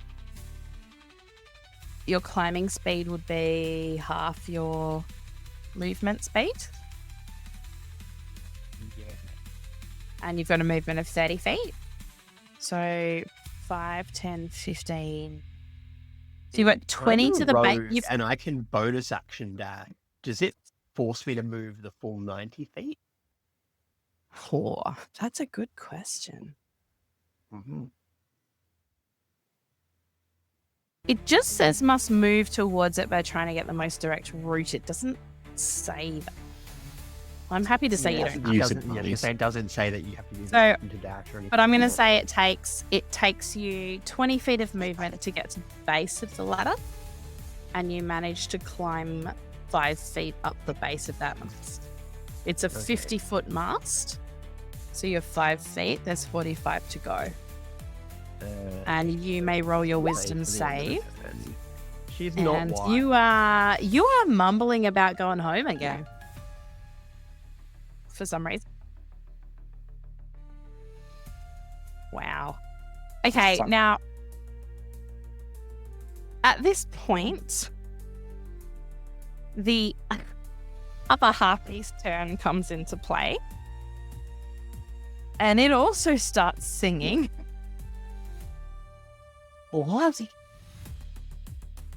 Now, can you be charmed by more than one person at a time? I've never actually had to think about that before.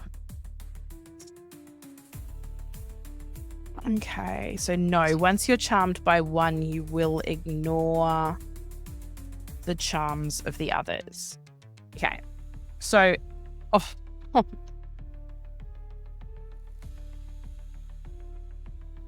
Hobbs, would you please do a wisdom saving throw? A wisdom saving throw? Yep.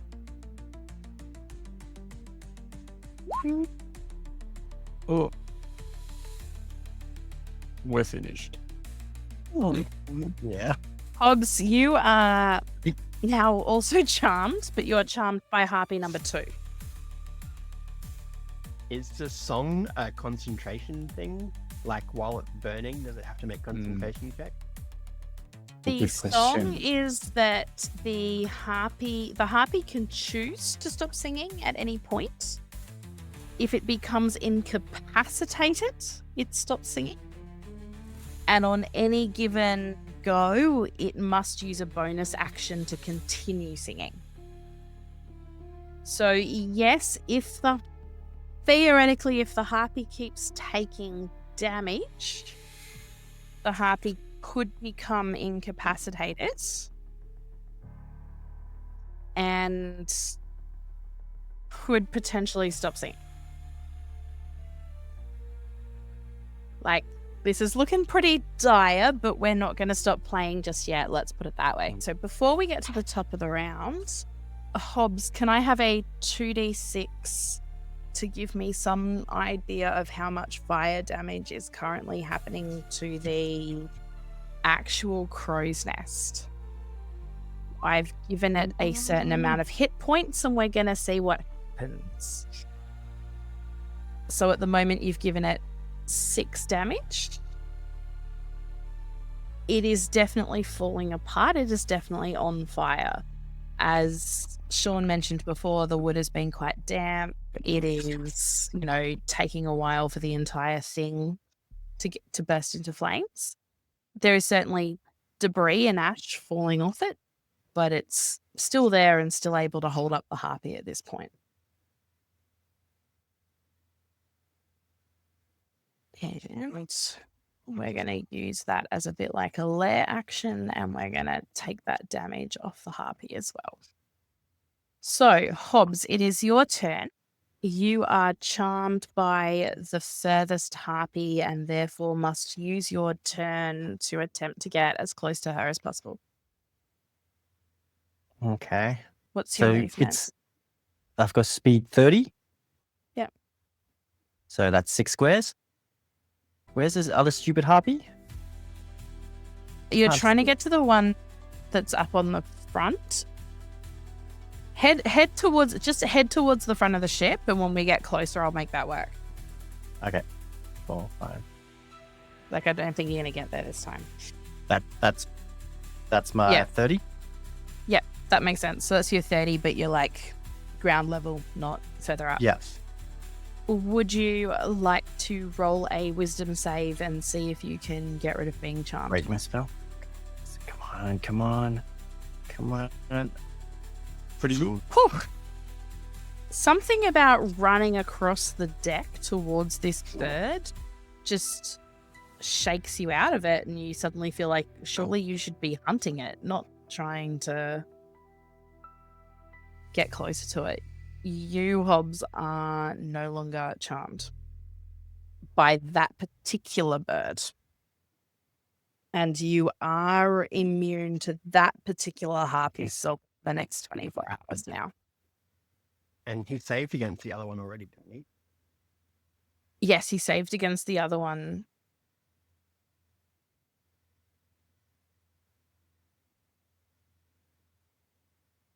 So, you actually only used your movement, Hobbs. Oh, no, wait, because Yes, the yes. Oh, save was man. the end of your turn. Sorry, I got really Ah. excited. Yeah, I always do yeah. that. Okay, sorry. Nice try. All right, moving on to Zenyan. Zenyan, you are charmed by the harpy atop the mast. I'm also at the You- base of the mast. Essentially, make it to the base. Yep. And would Yep. you like to do your wisdom save?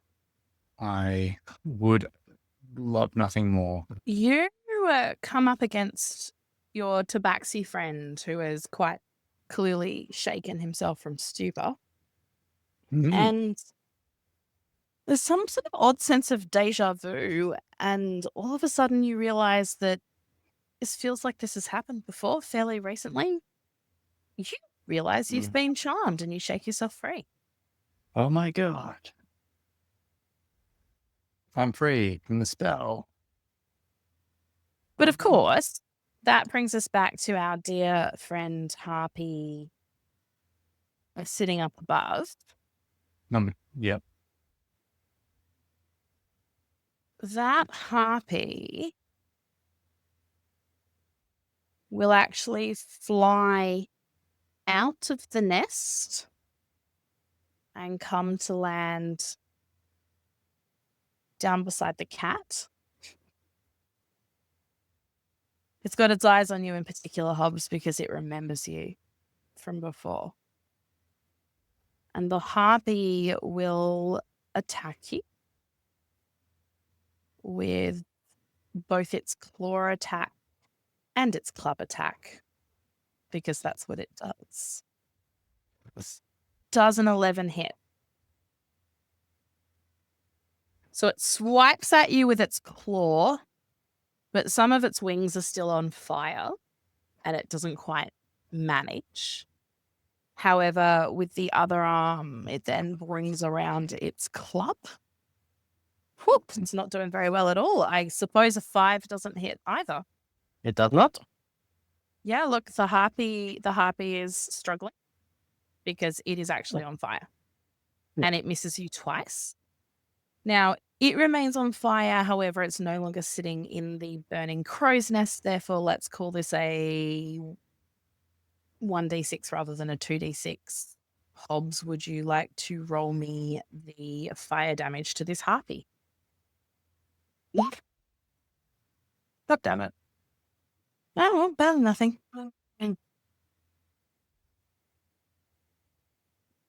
And that is the end of that harpy's turn. And Captain Jewel, you are up, if not slightly confused. You remain charmed by the harpy. Can't see its token. Where did it move to? Oh, it's moved to just above. One north Hob. of Pixie. You can't see Oh, it. yeah, I can only see me. Oh, Oh, are you on the crow's nest? Oh no, move it up. There Yeah. you go. Yeah, I just had what to if I just that move you mark. up to there? And I mean, I needed to move you anyway because obviously you are still charmed. So you will just Now, move. my only question is, I was climbing a ladder that was burning. Is there any Yep. chance the ladder burnt through and I fell, taking any damage? I see where you're going with this, and I love what you're thinking about it. And part of me says no, just because of like what we said before. But how about you roll me a d20 for that ladder, and I'll tell you whether or not it fell.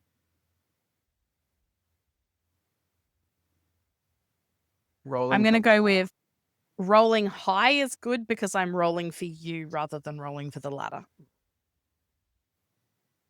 The ladder's. Yeah. So Jewel clambers over to the harpy. Yep. And then makes a wisdom saving throw because it's the end of her turn. Sounds wise. Depends how good the roll is. There we go. Good enough for her to have realized what's Finally going on. shakes out of it, recognizing the harpy that likely murdered her crew.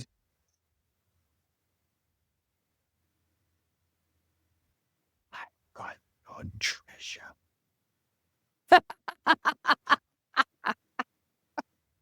And Love ends her it. turn.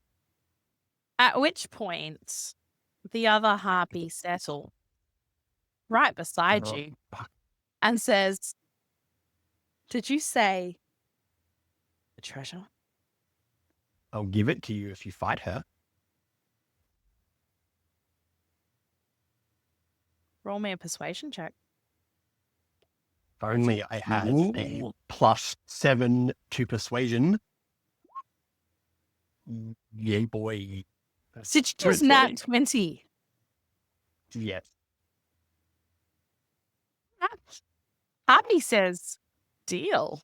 And Harpy does her club and claw attack on other Harpy, Yes, let's go.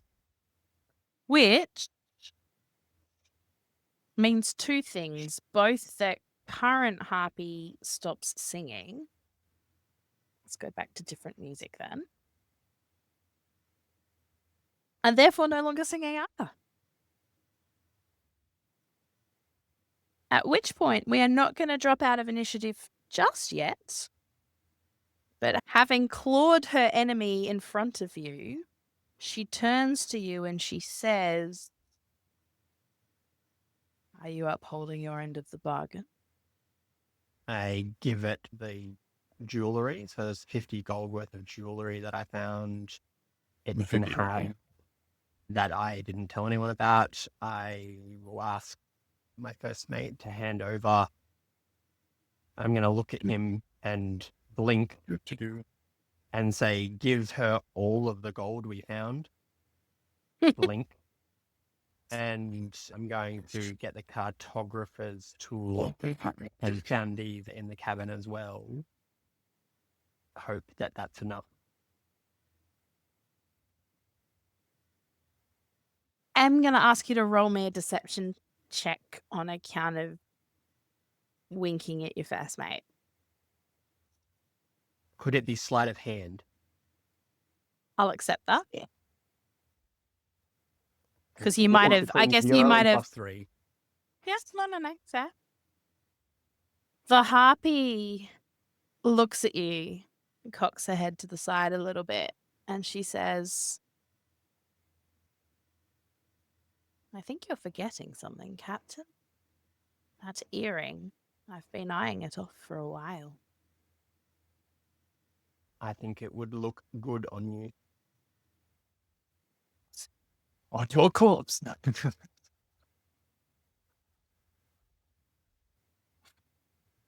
A hand, yeah. You hand it over? Over the earring. Yeah, absolutely. Cool.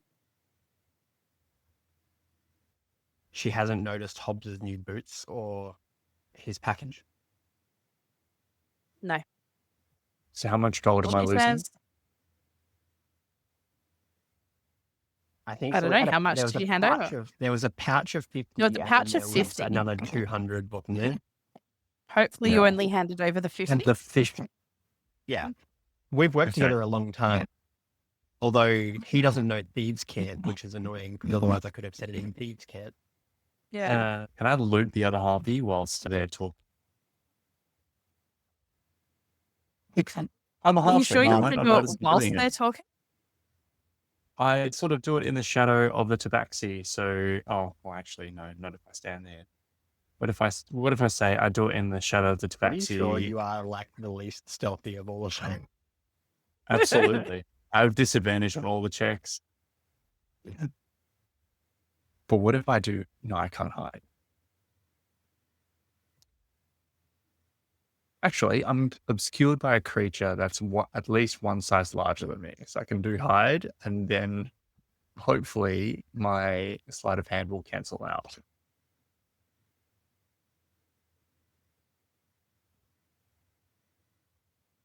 The Harpy says, nice doing business with you.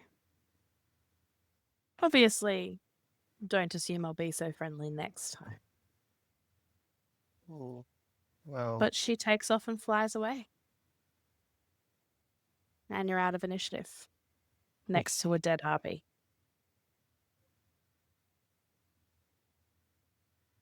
We have to loot the body, surely.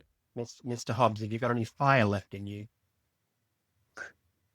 I think we should have harpy steak. Sure. I mean, It's roast chicken. yeah, but I like mine fairly well done. I was Fairly gonna well done. say it's chicken. Don't you need to cook it more? Chicken. Right. Yeah, let's set the light. Oh, have we managed to Yeah, loot it? it's We should loot it thoroughly before we cook it. On looting the body of the Harpy, you may have 2 small tiger eye gems worth 10 gold pieces each, and 1 bloodstone gem worth 50 gold pieces.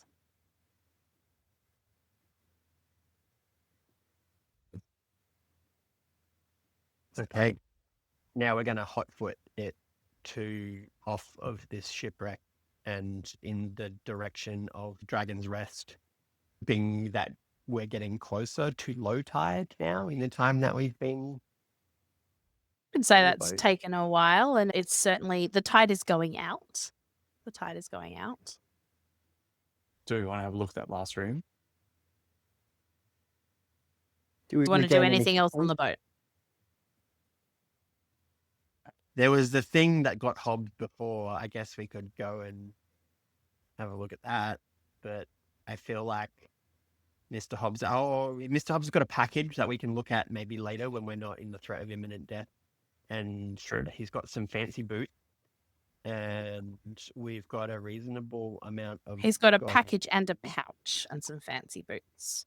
Okay. Package, You pouch, guys and got some fancy boots. gold, and you just got yourself some Gems. gems, even though you'd handed over the jewelry and some other gold. Would you like And to? we have harpy steak. And you have some harpy steak.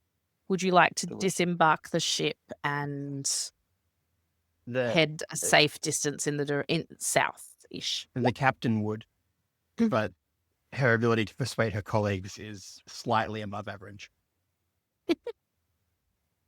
Does anyone wish to argue with the captain about staying and doing more?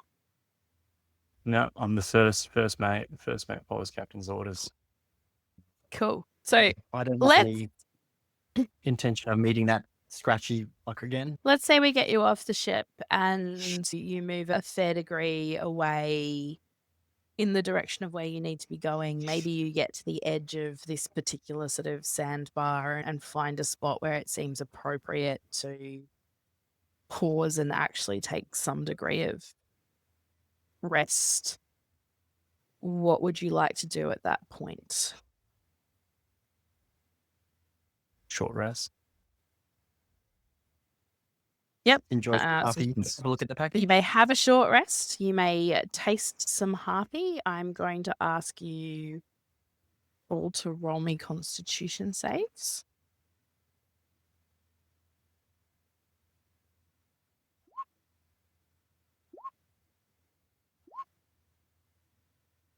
Constitution subject.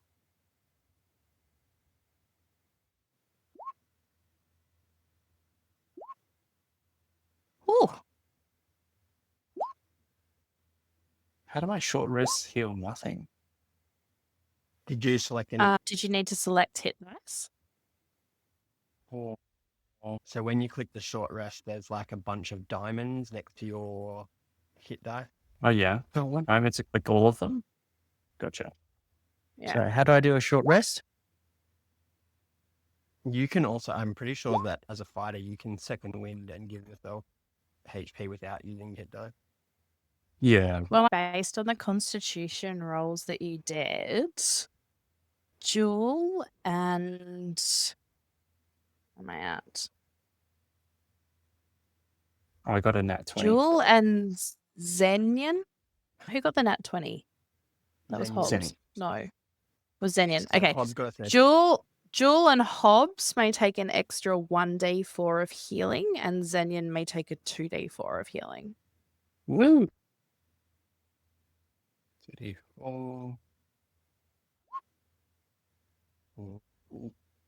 Jewel What, looks what could I do Zenyan. again? And how do I do a You can short have- rest thing? 6. So You top click right the of your short character sheet, rest- there's a short rest button. And you need to What? choose which, Oh, if there. any, of your Yep. hit dice you want to use. So then at the bottom of then- the little pop-up window, there'll be like a bunch of little diamonds, and you can. Yeah, nothing happens when I click short rest. Are you injured at all? No. Okay, well there you go. There's Okay, nothing yeah. to heal. I had a Yeah. bunch of bonus points from somewhere along after the marrow or something. Nice. Yeah, nice. Jewel looks at Zenyan and says, "Well, I feel much better. I guess if it wasn't for the loss of all of our possessions, our ship, and all of our friends, this would be a pretty good day." Yeah. Silver lining, Cap. All right, onward. Do Should we have a squeeze at our prizes? Oh yeah, let's look at you loot. Mm. So you already realized that you pulled out a pair of boots, which the Tabaxi put on and felt they were quite exciting. If you open the little pouch that you pulled out, you will find 55 gold pieces and Nice. 3 turquoise stones worth 10 gold pieces each. But perhaps most interesting to all of you is that little packet that floated out with the initial air bubble. As I mentioned at the time, it was wrapped well with a waxed fabric that appeared to be sealing it. And it contains the captain's journal Hmm. and has been kept safe from the water by this wrapping. And there is a braid of hair stuck in the pages like a bookmark, which will indicate to you the log's last entry. You open the book to that last entry, and it is 19 Tarsak. That's a date. Our journey is ended, though I fear my own is to continue in the most horrible way imaginable. Compass rose wrecked on a shoal south of Neverwinter. Many sailors perished with the initial impact, and Aletha was gravely injured. As I tended her wounds, she clutched her talisman and breathed soft prayers. I asked her what the talisman signified. Love. Her husband waits for her at Dragon's Rest, having pledged his service to the dragon there. The talisman is made from locks of their hair, woven together as a promise to be reunited, no matter what fate might befall them. It might have been a beautiful story had it not been for Aletha's gruesome end and the words of the prayer I heard as she breathed her last. For she was begging Orcus, the Prince of Undeath, to reunite her with her husband. I held her hands as the breath left her, and I felt a horrible chill pass through her. Next, I knew she was sinking her teeth into my neck. At the same moment, I heard moans begin to rise from the dead sailors all around us. What curse has she brought on us all? Already I feel a creeping chill overtaking my body. I am securing her talisman with this book in my chest in the hope that someone who comes after us may end this nightmare by bringing Aletha's talisman to her husband.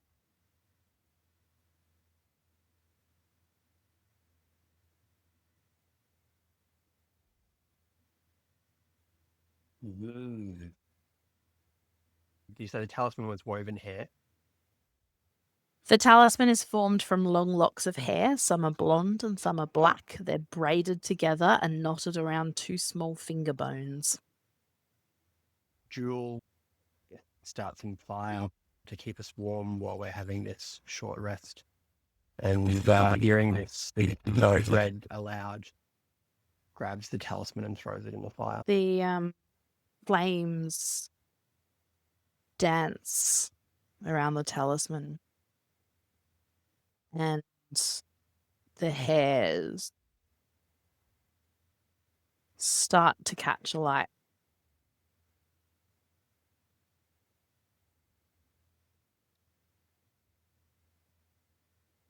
Suddenly you feel something as though the air around you is sighing. And a fog rises up. And what little you could see of the compass rose in the distance is engulfed in that fog.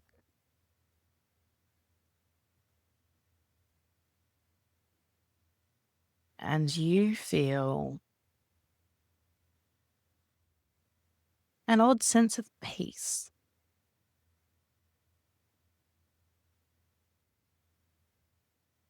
And the fog slowly disperses. And from where you're sitting on the end of that sandbar, no trace of the compass rose remains.